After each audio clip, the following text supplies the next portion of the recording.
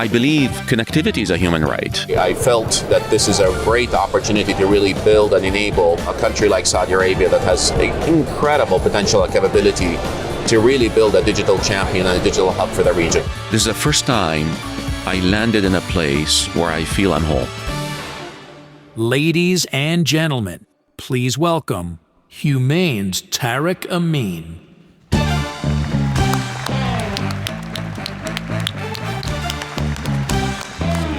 See him. Hi, David. Good to see you.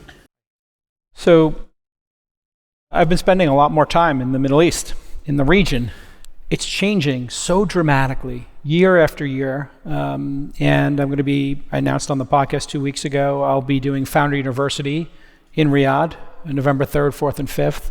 And I'm really excited to partner with such a dynamic country. Maybe you could fill us in on what's changed over the last 5 years in the region. Well, thank you very much. First of all, I must say, it's the first time I did an event that's only 45 minutes away from my home. My flight from Riyadh obviously was 23 hours, but just to give you some context, I was born in Amman, Jordan, before coming to the US to finish my studies and progress in my life and my career. So I moved from Tokyo to Saudi Arabia, but this is the first time I ever worked in the region. And I didn't know what to expect. Sometimes it depends on your perspective on how you look at the world. I wanted to really discover and understand everything I used to hear under the massive opportunity of transformation and the diversification on the economy. My first observation is really started with discovery of how amazing the people were in terms of hospitality, welcomeness. I really felt like I'm back home. It felt very, very different feeling to me. The second thing, the population is awfully young and hungry for new things and new advancements. So to me, it was really a pleasant surprise, because what I was really worried about and what everybody keeps talking about, maybe Tareq have done great things in his life, talent and opportunity may be a big challenge in his new venture. And it was remarkable, in every aspect, whether you look at the government side, in terms of society, the transformation, it has changed dramatically. It's really, really an area that I feel the opportunity is remarkable, and the embracement of the society towards looking at the future in which digital and AI is fundamental to their transformation. Tareq, can you maybe explain what Humain is and how it came to be? Because it was sort of an evolution, right? Yeah, I mean, it's for you to know, I'll tell you, we take things for granted in the US to a certain extent. Let's assume you're a startup here and you want to access compute. It's as simple as obviously go into a hyperscaler and within 30 seconds you're ready to go. So this story is fascinating because my first discovery, let's say in the role I was in at the time, I was hired to really run a subsidiary of Aramco, a new company that was intended to diversify out of its core business, in which digital and AI was a really core component of it. One of the biggest surprises I had is lack of AI infrastructure. I mean, I did not know that the ability for startups, companies to access AI infrastructure is a challenge. I mean, look how large Aramco is. It took them 9 months from the process of purchase order, export control process, deployment, installation. That means we have hindered a company to really achieve its objectives by 9 months. So that was the first opportunity that I saw that we need to address in the country. I tell you this story because this is how the Humain story started. So I started meeting with several ministers in the country.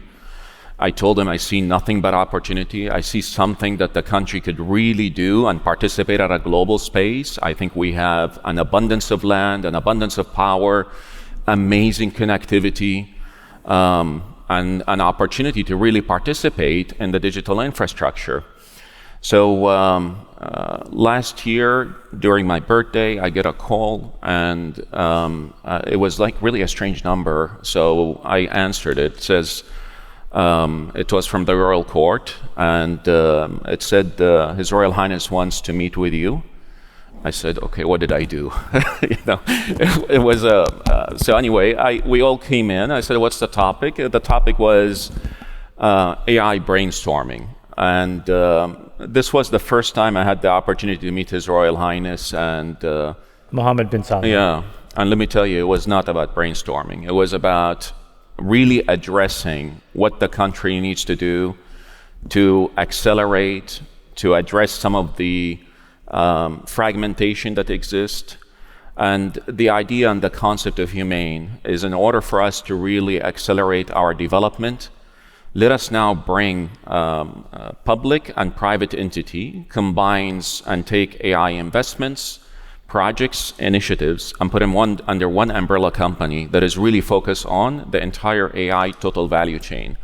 So honestly, in that meeting, I could tell you it took about 10 minutes to come to realization that the opportunity is massive, but we need to really unite the fragmented effort and put our energy to address the basics. And you were given a pretty large balance sheet to do this with. Yeah, I mean, look, to start with, as you know, building infrastructure is not necessarily a small task. So to do this and to participate and to make an impact, you need to be very well funded. So, even though we call Humain as a startup, but it's actually a very well funded startup.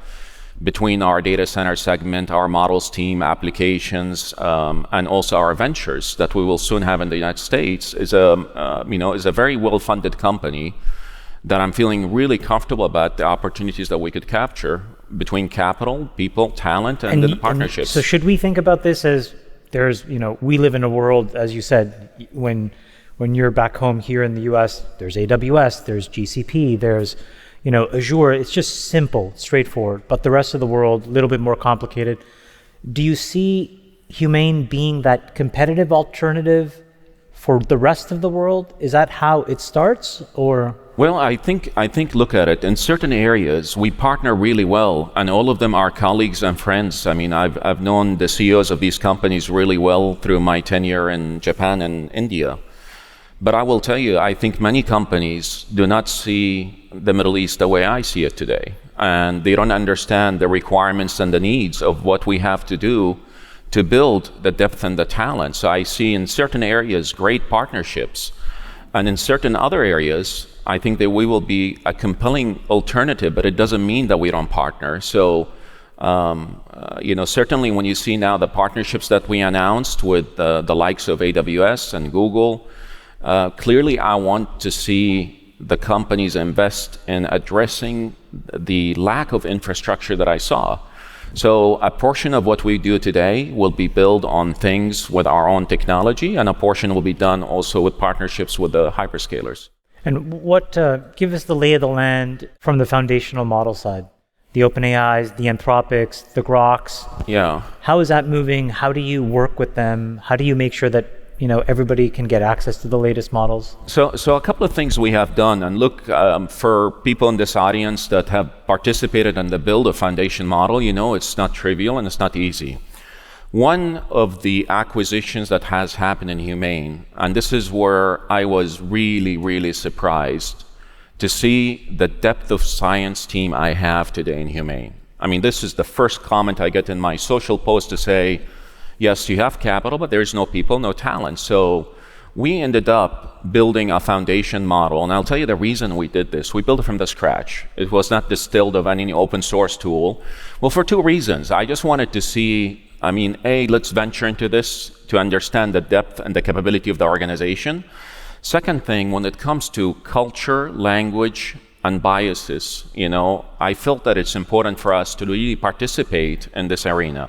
So we launched in Saudi Arabia what we call Humain Chat. I just wanted to see the reaction from the people that uses this model. And the whole objective of it, Arabic first preference, is the way we train this model, not English first preference.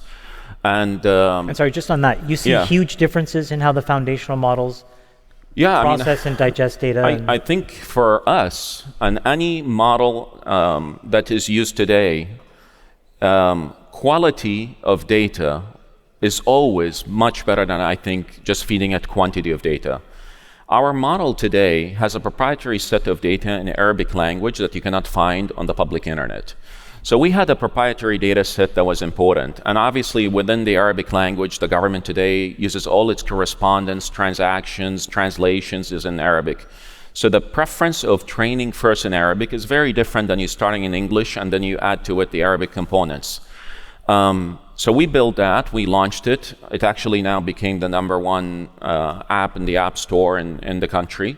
It's really an important thing for us. And I want to be really specific that we didn't do this to say we're better than OpenAI or we're better than X or better than that. It was important for us to train the team on understanding how to build the entire stack. It's really, really critical. And I would tell you, there's nothing else I would do different than the last 9 months in building this foundation model. We have great partnerships today with, discussions with OpenAI, Anthropic. We use a lot for our AI coding tool. So I see this is not an option of use this or that. I think we are trying to formulate a strategy on the model. But I will tell you where we differentiate, hugely differentiate. I think we have found the answer that I hear everybody talking about. I am a huge believer that AI is not into a bubble.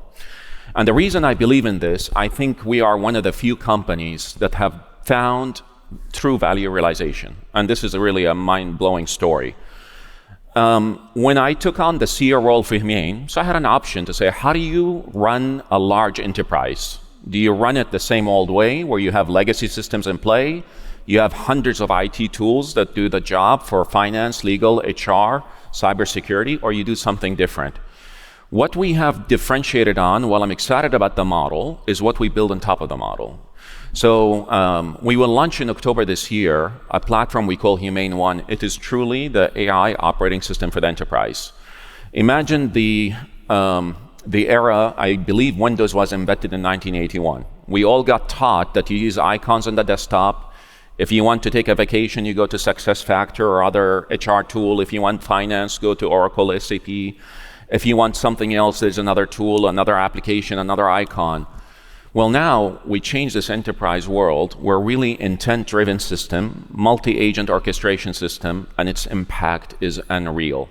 What has happened in driving true value realization, at least in my company, I could tell you, it is remarkable. The efficiencies now that we have derived out of changing these legacy systems, and maybe the biggest challenge that I had nothing to do with the technology, nothing. And this is maybe my own personal opinion about the struggles that companies are going to go through as they embrace AI into their operation. It's the mindset, mentality, culture, organization. It's underestimated effort. So yeah, between the model of what we build, but I'm more excited about what we have done on top of the model. Let me ask you a pointed question. You're in Saudi. There's an enormous amount of energy, almost a surfeit of energy. Do you have this unfair advantage where if you need a vast amount of energy to throw at a compute problem, do you effectively get it for free, or do you have to pay for it as well? No, of course not. I mean, look, even though it might seem like I wish I could get it for free, that would change my business model dramatically. When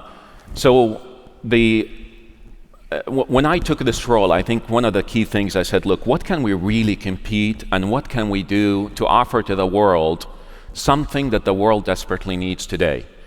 I think everybody in this room maybe realize we are really just at the beginning of what I would call the AI inferencing world. While the model training will continue to evolve, but now as we move into accelerated compute, I think the demand is going to become much larger than it exists today. So how do we, and what's the challenge? The challenge is really simple, power. You know, how do you really find power? So that's where I think Saudi Arabia has a big role to participate. And I was bullish enough to tell the world, I said, outside of the United States, outside of China, I really think Saudi Arabia has a good shot to be the third largest country in infrastructure. So we have to go through processes to secure power from the Ministry of Energy, through the local electric company. I am treated as fairly as any other entity that comes to the country. My rates, my tariff is equivalent to what Google would get, to what AWS get. But however, The energy generation that exists in Saudi Arabia is just remarkable. I mean, I think what I told many people, maybe Saudi Arabia today led the world in energy exports via oil. We should look at an opportunity to lead the world through energy exports via tokens. But that's really a key area that I think we could differentiate. Let's talk. Is the energy and infrastructure. Let's talk a little bit about the talent pool there. This was shocking to me when I got there, but so many of the young people, even up to Gen X, our generation, have been educated in the West. In fact, the woman who we are in partnership with Sanabel, has an MBA from Stanford and Oxford and all these incredible schools. And they've all come back after these incredible scholarships that are given by the country. Talk about the talent that has come back to Saudi and the application level and golden visas as well. Just how open they are to having companies set up shop there. And there's a bit of a competition, is there not, between Doha, Dubai, Abu Dhabi, Riyadh, Bahrain. There's a really great competition that's emerging for talent. And you've got the entire country, all the nationals, very engaged in starting companies. Yeah, so this is such an important point because I think this is a key fact that people don't realize yet. I didn't, yeah. Yeah, if you look at it, 30 years ago, the investment and the strategy for Saudi Arabia to send many of their citizens abroad across the world to pursue degrees is really paying off. In a really large way. Again, back into the example I mentioned about my models team. I have 40 PhD students, 40 PhD scientists today in my team. I sometimes, honestly, when I sit with them, I said, maybe I don't have enough credentials to sit with you guys in the room. But they're graduated from, some are for PhD from Stanford, MIT, Harvard, Oxford, from anywhere that you want. They really have obtained now the foundation knowledge to really take to that next step. Now, when you talk about competition, the beauty... Sorry, Tareq. Yeah. When they graduated, was it that they were thinking about staying in the US, getting an OPT, staying, or was it this pull to go back and say, okay, we're now trained, let's go back and help our mother country? What is the motivation of these individuals? I think there's a couple of things that happen. This is my own view, and I talked to my colleagues in Saudi Arabia. I really think that they had a sense of responsibility to take in the build process of what tomorrow is going to look like. I would have done the same if I was in their shoes. I would have went back and really helped into this build process. So they learned a lot, and mostly from, I would say, United States and UK. And now they all came back looking at the opportunity because the inflection point has happened. If you look at the fast-paced transformation, it's an opportunity I don't think they want to miss. It's really changing rapidly. How much of that maybe is a desire to work in the era of MBS, and maybe you can use that as a jumping off point to tell us what is it like to work with this person that's young and beloved? So a couple of things. Look, I'll tell you my honest opinion. First of all, the first meeting that we had with him, key observation and takeaway, his vision blew my mind. I don't think I have seen someone with such a bold vision towards what the future looks like. His responsibility to the citizens of Saudi and the diversification and the transformation initiatives that are happening is second to none. It's really, really incredible. Actually, I was delayed yesterday. I was supposed to be here, but the man doesn't sleep, really.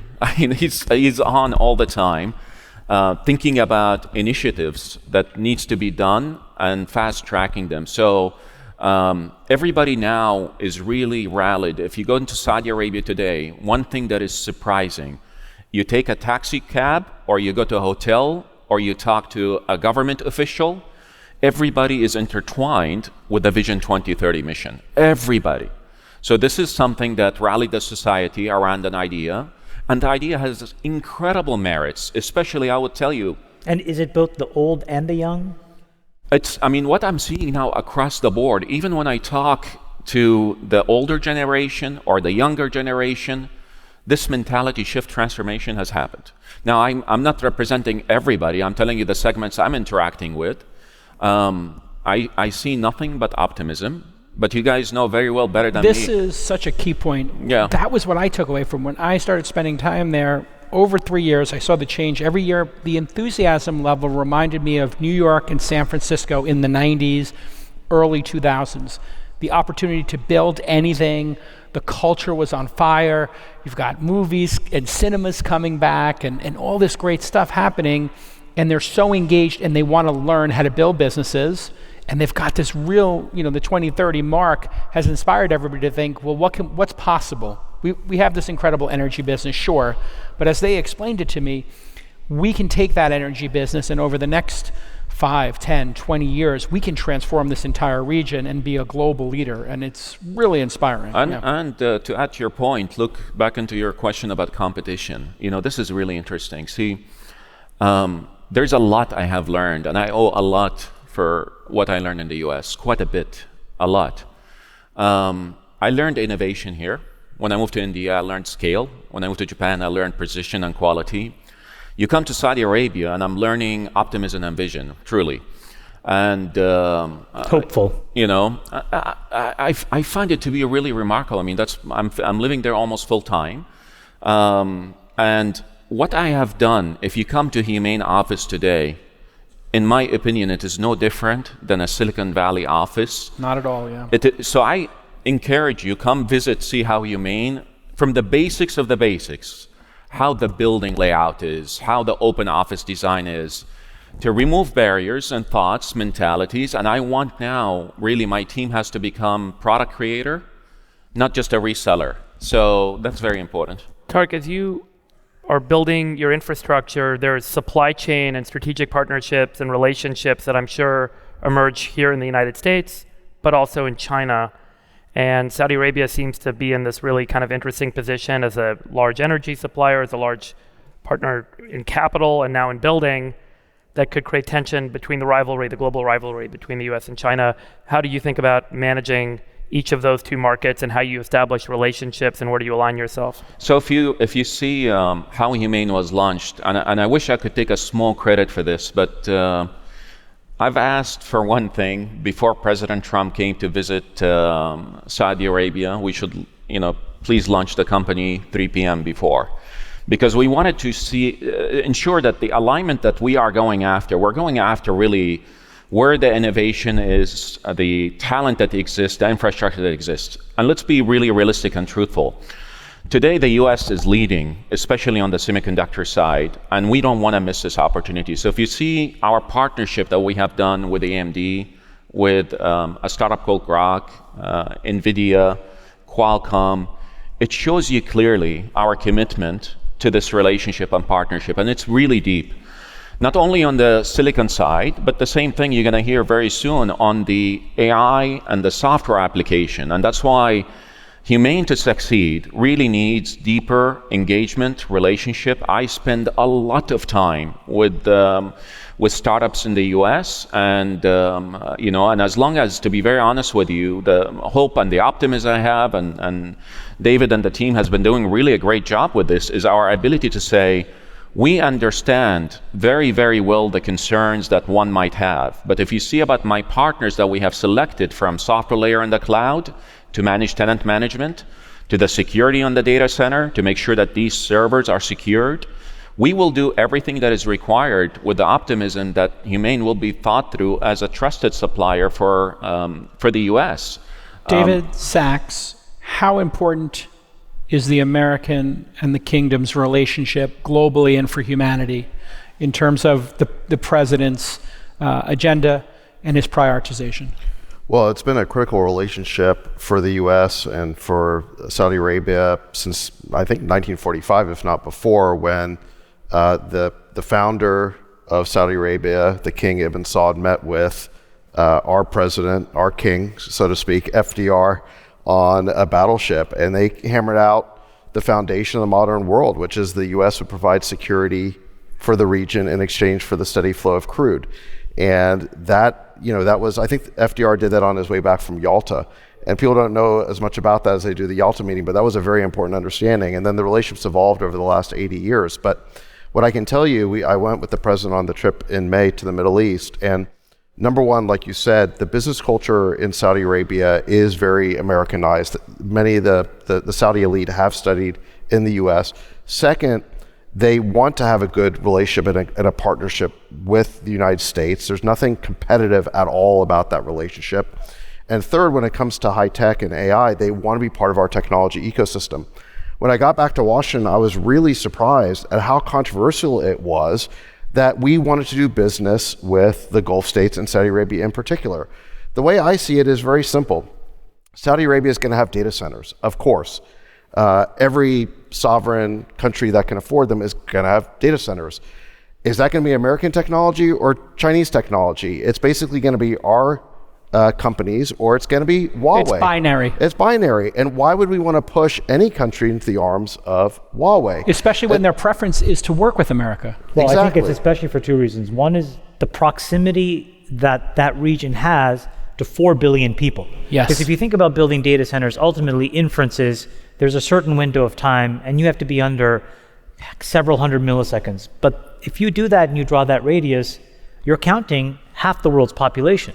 We can't strategically ignore that. Yeah, Because and otherwise you'll be forced to do it with And somebody just, else. we'll let Tareq in a second, but just I think that these restrictions on the region, they were placed in October of 2023. And at the time, by previous administration, at the time that happened, it was justified on the grounds that the US was the only game in town. We were the only ones who could really make advanced semiconductors. So therefore, we could impose whatever restrictions we wanted. Nobody would have a choice. But since then, if you're reading the headlines over the past few months, it's all been about Huawei, Cambricon, SMIC. China is rapidly advancing. Dylan Patel from Semi-Analysis just had a report. By next year, China's going to be making millions of chips. Admittedly, they're not as good as American chips, but if we deny the rest of the world the ability to participate in the American tech stack, then they will participate in the Chinese tech stack. And I think the question of what we sell to China will always be a complicated question for obvious reasons, but when it comes to the Middle East and the rest of the world, I think it should be an easy question that as long as these countries are abiding by our security requirements and they want to be partners and allies of the United States, we should allow them into the American tech ecosystem, because otherwise we're just creating a Huawei Belt and Road. Maybe one important thing. We got approval last year, and this is a really, really important case study for you. When we looked at our business model, actually the number we use is exactly 4.4 billion. 4.4, sure. We could reach within the tolerance of fiber latency that inferencing would become really still ultra responsive. We got approval after a few months on a startup in the US, and this is a classic example. I mean, you could really validate what I'm going to tell you now. We supported this US startup. Look at where they are now today and what their valuation post-engagement with us. So we picked, at that time for inferencing, Grok, because I thought it was really an interesting startup that could help us democratize the cost of inferencing. Out of the data center that we have deployed this in, we have about 19,000 of their chips deployed. Overnight, 130 countries are using now this inferencing cluster. 5% of the traffic from Saudi, the rest is from abroad. Why? Because we're able to offer differentiated inferencing costs, and we offer it to the world. Now, keep in mind, what we also did for security guarantees, we said, Grok Cloud, you manage this. So now I don't have to worry about KYC requirement. You follow US rules. What I care about is I have revenue that I participate in, and it was really a win-win for both of us. And I hope we'll repeat the same thing with the deployment that we're doing with NVIDIA and AMD, and then something really, really exciting that we're going to do with Qualcomm on the edge as well. Thank you so much for joining us. And I'll Thank you, see guys. you at Thank Mama you. Nori. Thank you very much. Thank you. Appreciate it. Thank you. Thank you very much. Thank you. Thank you. I got a great shawarma you. place for us Thank you. when we're in town.